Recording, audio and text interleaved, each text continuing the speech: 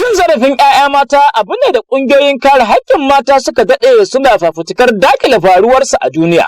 Amma kuma sai ka ga wani lokaci ƙungiyoyin ba sa la'akari da cewar su ma matan na iya cin zarafin mazan walau ta hanyar zamantakewar aure ne. Kamar yadda wasu abubuwa suka shafa ruwa tsakanin ma'aurata a nan Kano, ciki har da wata mata da ta yi wa mijinta tsarki da tafasasshen ruwan zafi, wanda har kawo yanzu ba mu ji wani hukunci da ya biyo baya ba.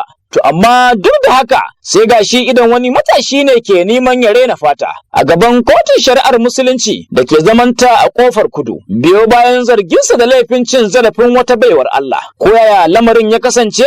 Ga dai wakilinmu Nazare da Abawa, Umar Ibrahim Sani Mai Dage, dauke da ci gaban wannan labarin. Babban kotun shari'ar musulunci da ke zamanta a kofar kudu karkashin jagorancin mai shari'a Malam Ibrahim Sarkiola aka gurfanar da wani matashi mai suna Bashir Garba dan asalin karamar hukumar Tofa unguwar kan iyaka bisa zarginsa da cin zarafin wata mata. Tun da fari da wannan mata ce ta shigar da kara a gaban ofishin 'yan sanda na wannan unguwa tana mai ikirarin cewar wannan matashi ya ci mata mutunci tare da cin zarafinta inda ya yi amfani da wata katuwar kaya da ke hannunsa ya tattakura ya zabga mata a jikinta sannan kuma ya bi ta da zagi tare da maganganu na batanci da cin zarafi. A don haka ta ga ba fa za ta sabu ba wai bindiga a ruwa kuma ba ta da zaɓi illa dai hukuma ta shiga tsakani domin yi wa tufkar hanci a nan gaba. Ba tare da ɓata lokaci ba aka gurfanar da shi a gaban kotu inda ɗan sanda mai gabatar da ƙara na wannan kotu Umar Mahmud ya karanta masa irin laifin da ake zarginsa da aikatawa, sai dai ya musanta zargin inda ya ce bilhassalima ita wannan mata ita ta fara zaginsa tare da faɗa masa maganganu marasa daɗi, shi kuma ya ga ba fa zai iya haƙura ba, a don haka shi ma ya rama zagin da wannan mata ta yi masa. Daga nan ne mai shari'a ya ba da umarnin a damƙa shi a hannun beli aka kuma ɗage sauraron ƙarar har zuwa lokaci na gaba domin dai a ci gaba da sauraron ƙarar. Bayan fitowa daga kotun ne teburin namu Nazare da Abawa ya ji ta bakin wannan matashi. Sunana Bashir Garba